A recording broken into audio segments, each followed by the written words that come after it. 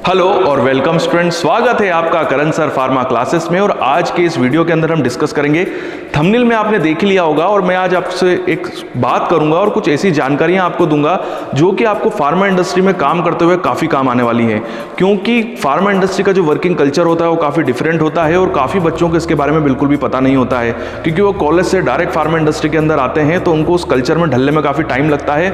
और कई बार प्रॉपर तरीके से वर्किंग कल्चर ना पता होने की वजह से वो फार्मा इंडस्ट्री में सही तरीके से काम नहीं कर पाते हैं और कई बार वो जॉब को छोड़ भी देते हैं। इसीलिए मैं ये वीडियो बना रहा हूं जिससे कि आपको फार्मा इंडस्ट्री में कुछ ऐसी बातें जो आपको बिल्कुल भी कोई बताएगा भी नहीं, क्योंकि ये बातें वही शेयर कर सकता है जो फार्मा इंडस्ट्री में काम कर चुका हो और जो उसके वर्किंग कल्चर को बहुत अच्छे तरीके से जानता हो। इसीलिए आज की वीडियो के अंदर मैं आपसे यही बात करूंगा कि फार्मा इंडस्ट्री में हमको कैसे वर्क करना है, हमारा एटीट्यूड क्या होना चाहिए, हमको किस तरीके से वहां पर चैलेंजेस को एक्सेप्ट करना है और फेस करना है। तो ज़्यादा समय नहीं गवाते और वीडियो स्टार्ट करते हैं। सबसे पहला मेरा पॉइंट होगा वो होगा प्रोफेशनलिज्म का। जी हाँ, अगर आप फार्मा इंडस्ट्री में काम करना स्टार्ट करें तो सबसे पहले एक बात आप जान लें कि आपको वहाँ पर जो काम करना है वो प्रॉपर तरीके से प्रोफेशनलिज्म की तरह काम करना है, मतलब एज ए प्रोफेशनल काम करना है।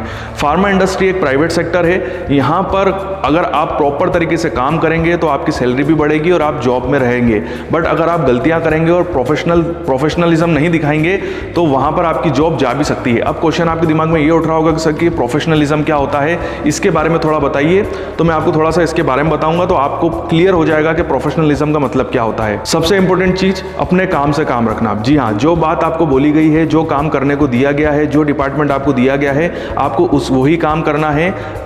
अननेसेसरी कोई दूसरा काम नहीं करना है और ना ही किसी को काम करते हुए टोकना है, रोकना है और फोकट का सजेशन किसी को भी नहीं देना है। अपने काम से काम रखना है, अपनी गाइडलाइन को फॉलो करना है, अपनी एसओपी को फॉलो करना है। नेक्स्ट मेरा पॉइंट होगा कि आप प्रोफेशनलिज्म का मतलब ये भी होता है कि आपको केवल अपने बारे में सोचना है और अपनी ग्रोथ के बारे में सोचना है। मुझे कैसे प्रमोशन मिले, मेरा इंप्रूवमेंट कैसे हो, उसके बारे में सोचना है। आपके आसपास कोई क्या काम कर रहा है, अगर वो गलत कर रहा है, सही कर रहा है, कुछ भी कर रहा है, उससे आपको कोई भी मतलब नहीं होना चाहिए। का मतलब यह है कि जब आप अपने सीनियरों से बात करो तो आपको अपने बारे में बात करनी है, ना कि दूसरों के बारे में, ना किसी की गलती आपको वहां पर दिखानी है कि सर वो उस आदमी को काम करते नहीं आता है, वो वहां पर गलत काम कर रहा है, उसकी सैलरी ज़्यादा है, मेरी सैलरी कम है। इससे रिलेटेड आपको बिल्कुल भी डिस्कशन नहीं करना है। आपको अपने काम में कॉन्सेंट्रेट करना है और अपने काम को और बेहतर बनाना है जिससे कि आपकी ग्रोथ हो। आपको दूसरों के काम में बिल्कुल भी इंटरफेयर नहीं करना है। नेक्स्ट पॉइंट ये होगा कि प्रोफेशनलिज्म का मतलब ये भी होता है कि जब आप इंडस्ट्री के अंदर काम करें तो कभी भी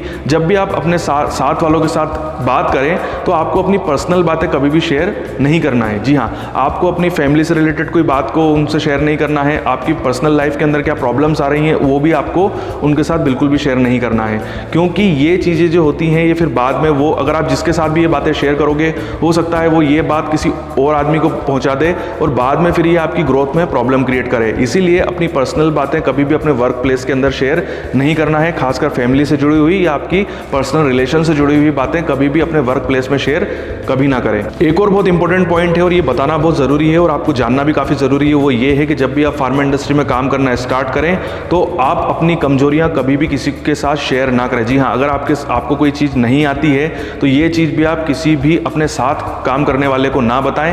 आप अपने सीनियर्स को ये बात बता सकते हैं बट साथ वालों को ना बताएं। अपनी किसी भी कमजोरी को अपने साथ वालों के साथ शेयर बिल्कुल भी ना करें, क्योंकि वो भी अपनी कमजोरियां कभी आपके साथ शेयर नहीं करेंगे तो आप भी ना करें। नेक्स्ट मेरा पॉइंट ये होगा कि फार्मा इंडस्ट्री में जब आप काम करते हैं तो एक पूरा डिपार्टमेंट आपके साथ काम करता है। लोग आपके बारे में तरह तरह की बातें बोलते हैं, आपकी पर्सनल से जुड़ी हुई मतलब पर्सनल लाइफ से जुड़ी हुई भी बातें बोलते हैं। तो ये चीज़ देखिए, ये चीज़ बहुत कठिन होने वाली है, बट ये पॉइंट आपको हमेशा याद रखना है कि लोग आपके बारे में क्या बोलते हैं उससे आपको कोई लेना देना नहीं है। आपको केवल आपके काम से कॉन्सेंट्रेट करना है, क्योंकि लोग बुराई भी उसी की करते हैं जिसकी वो बराबरी नहीं कर सकते हैं। जो उनसे ज़्यादा टैलेंटेड होता है लोग उसी की ही बुराई करते हैं। इसीलिए लोग अगर आपकी बुराई भी करें तो आप बिल्कुल भी ध्यान ना दें। नेक्स्ट चीज़ मेरी ये रहेगी कि जब आप काम करने के लिए जाएं अपने वर्क प्लेस में तो आपको अपने ऊपर पूरा कॉन्फिडेंस होना चाहिए। आपको कभी भी किसी के इन्फ्लुएंस में नहीं आना है, आपको किसी का भी चेला चपाटी नहीं बनना है कि आपको उनकी शरण में जाना पड़े, ऐसा बिल्कुल भी ना रहे। आपको एज ए न्यूक्लियर बॉडी और इंडिपेंडेंट होकर काम करना है। अपने ऊपर कॉन्फिडेंस रखें, अपने नॉलेज और अपनी स्किल के ऊपर पूरा कॉन्फिडेंस रखें और अकेले काम करें। कभी भी किसी के इन्फ्लुएंस कम्युनिकेशंस में ना आए, ना कोई बात उसके साथ शेयर करें और ना ही उनकी कोई टिप्स लें। ये बात बहुत इंपॉर्टेंट है। उसके अलावा ग्रुपिंग से बचें। जी हाँ, इंडस्ट्री के अंदर कई बार ऐसा होता है कि लोग जो होते हैं वो आपस में ग्रुप बना लेते हैं और उस ग्रुप में अगर एक आदमी भी गलती करता है तो उसका जो पूरा का पूरा, कह सकता हूँ कि उसका पूरा का पूरा बोझ है या पूरा का पूरा जो सज़ा है वो पूरे ग्रुप को भुगतनी पड़ती है। इसीलिए इंडस्ट्री के अंदर आप ग्रुपिंग करने से बचें, क्योंकि ग्रुपिंग से अगर आप बचेंगे तो सीधी सी बात है आप कभी भी मैनेजमेंट की नज़रों में नहीं आएंगे गलत रीज़न की वजह से। साथ ही साथ फार्मा इंडस्ट्री में अगर आपके साथ जो लोग काम कर रहे हैं, आपके टीम के लोग काम कर रहे हैं और कभी कुछ प्रॉब्लम क्रिएट हो जाती है तो आपको जब तक पूरी बात पता ना हो तब तक आपको किसी के ऊपर साथ भी अंधा सपोर्ट उसका नहीं करना है। किसी भी साथ वाले का आपको अंधा सपोर्ट नहीं करना है जब तक आपको पूरी बात ना पता हो। ये बात आपको याद रखनी है। तो ये वो पॉइंट्स थे जो आपको जानना काफ़ी ज़रूरी है, क्योंकि ये सारे पॉइंट्स जो होते हैं वो प्रोफेशनलिज्म के बहुत ही इंपॉर्टेंट पॉइंट्स होते हैं और ये हिस्सा होते हैं। ये सारी चीज़ें आपको हमेशा दिमाग में रखनी है जब भी आप फार्मा इंडस्ट्री में काम करने के लिए जाएं। अगला जो मेरा इंपॉर्टेंट पॉइंट है और ये बात आपको पता होनी चाहिए वो होती है कि CGMP और GLP का प्रॉपर नॉलेज होना। जी हाँ, उसमें भी खासकर CGMP का। जिस भी डिपार्टमेंट में आप काम कर रहे हैं, चाहे वो QC हो, QA हो, प्रोडक्शन हो, R&D हो, कोई भी डिपार्टमेंट हो, उसकी CGMP आपको पता होनी चाहिए। अगर आपको प्रॉपर तरीके से करंट गुड मैन्युफैक्चरिंग प्रैक्टिस पता होगी तो आप किसी भी टाइप का डाटा इंटीग्रेशन नहीं कर पाएंगे और साथ ही साथ कोई भी सीनियर आपको मैनिपुलेट नहीं कर पाएगा। ये बहुत इंपॉर्टेंट है कि आपको पता होगा कि मेरा काम क्या है, सही काम क्या है, गलत काम क्या है, इसके बारे में प्रॉपर तरीके से आपको जानकारी होगी, उनका डिफरेंस आपको प्रॉपर तरीके से पता होगा। ऐसा कई बार होता है कि जितने भी नए कैंडिडेट्स आते हैं उनको CGMP GLP का बिल्कुल भी नॉलेज नहीं होता है और इस वजह से जो उनके सीनियर्स होते हैं वो उनसे गलत काम करवाते हैं, गलत जगह साइन करवाते हैं, गलत डाटा भरवाते हैं और वो डाटा इंटीग्रिटी में फंस जाते हैं और जिनके साइन होते हैं वही फंसता है। फंसता कौन है? वो एनालिस्ट या वो बेचारा नया केमिस्ट। जो सीनियर्स होते हैं वो तो बोल ही देते हैं कि सर इसके पास प्रॉपर डिग्री है B फार्मा की, तो इसको नहीं पता था कि कहाँ साइन करना है, कहाँ नहीं करना है, इसको CGMP नहीं पता था। तो ये चीज़ें आपको पता होनी चाहिए। CGMP गाइडलाइन का प्रॉपर तरीके से आपको नॉलेज होना चाहिए। डाटा इंटीग्रेशन के बारे में आपको प्रॉपर जानकारी होनी चाहिए। जो मेरा अगला पॉइंट है वो है बी हॉनेस्ट। जी हाँ, फार्मा इंडस्ट्री के अंदर आपको बिल्कुल ईमानदारी से काम करना है, क्योंकि फार्मा इंडस्ट्री के अंदर कोई भी चीज़ छुपती नहीं है, क्योंकि वहाँ का जो वर्किंग कल्चर होता है, जो SOPs हैं वो इस तरीके से बनाई गई हैं कि वहाँ पर अगर आप कोई गलती करते हैं और उसको छुपाने की कोशिश करते हैं तो वो पॉसिबल ही नहीं है, वो कभी ना कभी पकड़ में आ जाएगी। अगर आपसे कोई कैलकुलेशन गलत हो गई है, कोई डाटा इंटीग्रेशन हो गया है, कोई इंसिडेंस हो गया है, कोई डेविएशन हो गया है, कहीं साइन करना भूल गए हैं, कहीं एंट्री भूल गए हैं, तो ये चीज़ आप अपने सीनियर्स को जल्द से जल्द बता दें। क्योंकि अगर आप ये सोच रहे हैं कि मैंने ये गलती कर दी है और कोई भी मुझे पकड़ नहीं पाएगा, तो ऐसा पॉसिबल ही नहीं है, क्योंकि मैंने आपको बताया कि SOP और CGMP इस तरीके से बनाई गई है कि अगर कोई भी गलती करेगा तो वो तुरंत और जल्द से जल्द पकड़ में आ जाता है। तो अगर आप उसी समय अपने सीनियर्स को इन बात का इन्फॉर्म कर देंगे कि सर मुझसे गलती हो गई है, तो वो बात उसी समय वो संभाल लेंगे। बट अगर आप कोई चीज़ छुपाओगे और बाद में कोई ऑडिट के लिए कोई टीम आती है, USFD आती है, WHO आती है, कोई भी टीम आती है और वो फिर उस ऑडिट के दौरान अगर वो आपकी गलती पकड़ते हैं तो फिर आपको बहुत बड़ी सजा हो सकती है। हो सकता है कि आपको अपनी नौकरी से भी हाथ धोना पड़े। तो फार्मा इंडस्ट्री का खासकर क्वालिटी कंट्रोल लेबोरेटरी में तो आपको ईमानदारी से काम करना ही करना है, क्योंकि वहाँ पर सारे सोफिस्टिकेटेड इंस्ट्रूमेंट होते हैं और सारे इंस्ट्रूमेंट जो होते हैं वो सॉफ्टवेयर के थ्रू ऑपरेट किए जाते हैं और सॉफ्टवेयर के अंदर कोई भी चीज़ ढकी छुपी नहीं होती है, वो बहुत ईजी वे में रीड आउट कर लेते हैं। इसीलिए आपको फार्मा इंडस्ट्री में काम करते समय बहुत ही ईमानदारी के साथ काम करना है और ईमानदारी का मतलब ये है कि अगर कोई गलती हो गई है तो उसको छुपाएं नहीं, अपने सीनियर्स को बताएं। जो मेरा नेक्स्ट पॉइंट होगा वो ये होगा कि कभी भी अपने सीनियर्स की राय लेने से कभी भी ना चूके और कभी भी हिचकिचाए नहीं। जी हाँ, अगर आपको कोई प्रॉब्लम आ रही है, कोई चीज़ समझ में नहीं आ रही है, कोई कैलकुलेशन समझ में नहीं आ रही है, कोई SOP या स्पेसिफिकेशन आप सही तरीके से रीड नहीं कर पा रहे हैं, तो आप अपने सीनियर्स के साथ कंसल्ट कीजिए, अपने असिस्टेंट मैनेजर के साथ या अपने शिफ्ट इंचार्ज के साथ कि सर ये मुझे समझ में नहीं आ रहा है, प्लीज़ समझा दीजिए। क्योंकि अगर आप अपने मन से करेंगे और अगर कोई गलती हो जाती है, कोई डेविएशन हो जाता है, तो इसकी आपको बहुत बड़ी सज़ा मिलेगी। साथ ही साथ सज़ा का मतलब ये होगा, बड़ी सज़ा का मतलब ये है कि फिर आपका हो सकता है कि आपका ट्रेनिंग पीरियड बढ़ा दिया जाए, आपको आपकी सैलरी ग्रोथ ना हो, या हो सकता है कि आपका डिपार्टमेंट ही चेंज कर दिया जाए। इसीलिए आपको कोई भी चीज़ अगर समझ में नहीं आ रही है तो प्लीज़ आप अपने सीनियर से पूछ लीजिए, बिल्कुल भी हिचकिचाए नहीं। इससे क्या होगा कि इससे आपको फ़ायदा ही होगा। ज़्यादातर बच्चे ये सोचते हैं कि अगर मैं ये चीज़ अगर अपने सीनियर से पूछूंगा तो वो मुझे इसका जवाब नहीं देंगे या सोचेंगे कि इसको तो ये भी नहीं आता है, तो ऐसा बिल्कुल भी नहीं होता है। अगर आप छोटी छोटी चीज़ें भी अपने सीनियर्स के साथ पूछते हैं तो इससे आपकी इमेज ही अच्छी होती है, क्योंकि सीनियर्स का आपके ऊपर भरोसा बढ़ता है कि ये लड़का बिना पूछे कुछ भी नहीं करता है, मतलब ये गलती कभी भी नहीं करेगा। क्योंकि अगर कोई लड़का काम बिना पूछे करता है और बार बार गलतियां करता है तो सीनियर्स को उससे फिर डर लगता है। डर का मतलब ये है कि यार इसको ये काम मत दो यार, ये पूछता भी नहीं है और गलती भी कर देता है, और बाद में फिर हमको इसके चक्कर में हमको 10 बातें सुननी पड़ती हैं।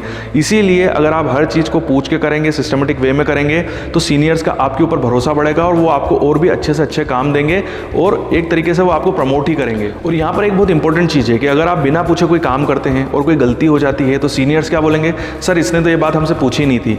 तो यहाँ पर गलती किसकी हुई, उस लड़के की जिसने पूछी नहीं। अगर आप सीनियर्स के साथ पूछ के करते हैं और फिर भी कोई गलती हो जाती है तो यहाँ पर सीनियर भी आपके साथ रिस्पॉन्सिबल होगा, क्योंकि उसने ही आपको बताया था कि ये जो प्रॉब्लम है इसको कैसे सॉर्ट आउट करना है। तो यहाँ पर ये चीज़ें काफ़ी इंपॉर्टेंट हो जाती है, क्योंकि अगर आप अकेले और बिना पूछे करोगे तो सीनियर्स वहाँ से हट जाएंगे, फिर आप ही उसके लिए रिस्पॉन्सिबल होंगे।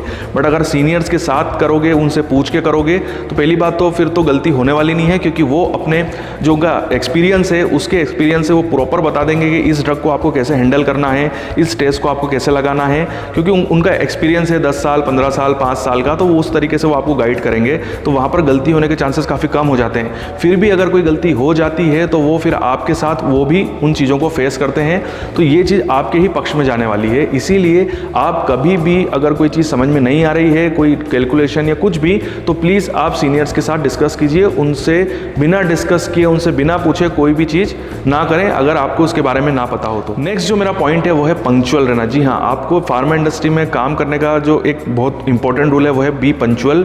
आपको कोई भी काम अगर दिया गया है तो वो आपको समय पे कंप्लीट करना है, और क्योंकि अगर आप समय में कंप्लीट नहीं करोगे तो जो एक कमिटमेंट वाला पॉइंट होता है वो गलत हो जाता है। इंडस्ट्री के अंदर कमिटमेंट चलता है कि ये जो एनालिसिस है या ये जो प्रोडक्शन की प्रोसेस है वो इस समय तक हो जाएगी, तो वो हो जानी चाहिए। अगर वो लेट होती है तो इससे आपकी डिपार्टमेंट की भी इमेज खराब होती है और आपके सीनियर्स की भी इमेज खराब होती है। उसके अलावा इंडस्ट्री के अंदर जब आप ऐसे फ्रेशर ज्वाइन करें तो कोशिश करें कि कम से कम छुट्टियां लें, और अगर कभी गलती से छुट्टी लेनी भी पड़ जाए तो कोशिश ये करें कि व्हाट्सएप के थ्रू या कॉल के थ्रू आप अपने सीनियर्स को इन्फॉर्म कर दें कि सर आज मैं इंडस्ट्री नहीं आ पाऊंगा। अगर आप बिना बताए छुट्टी लेंगे और ना व्हाट्सएप करेंगे, ना कॉल करेंगे, ना अपना फ़ोन उठाएंगे, तो इससे आपकी इमेज काफ़ी ख़राब होगी। हो सकता है कि आपका ट्रेनिंग पीरियड बढ़ा दिया जाए, या आपका प्रमोशन रोक दिया जाए, या आपका सैलरी इंक्रीमेंट रोक दिया जाए। इसीलिए आपको बिना बताए कभी भी छुट्टी नहीं लेनी है, और कोशिश करें कि कंपनी में आप टाइम पे पहुँचे, पंक्चुअल रहें, कभी भी लेट ना हो। जितना समय पे पहुँचेंगे उससे आपकी डिपार्टमेंट में आपकी इमेज ही काफ़ी अच्छी होगी। तो ये वो बातें थी जो आपको जानना जरूरी है अगर आप फार्मा इंडस्ट्री में काम करना चाहते हैं। ये वीडियो हम यहीं कंप्लीट करते हैं। ये वीडियो आपको कैसा लगा कमेंट्स में मुझे जरूर बताइएगा। वीडियो देखने के लिए थैंक यू वेरी मच। अगर आप चाहते हैं कि मैं इस टाइप की वीडियोस और भी बनाऊं तो नीचे कमेंट बॉक्स पे आप सजेशन दे सकते हैं, टॉपिक्स को सजेस्ट कर सकते हैं, तो मैं आने वाले समय में उन टॉपिक्स के ऊपर भी वीडियो जरूर बनाऊंगा। अगर इस वीडियो के अंदर कुछ बातें रह गई हैं जो मुझे मेंशन करनी चाहिए थी तो वो भी आप कमेंट्स में मेंशन कर सकते हैं। वीडियो देखने के लिए थैंक यू वेरी मच। आपके उज्जवल भविष्य की कामना करता हूं और यूं ही बने रहिए मेरे साथ।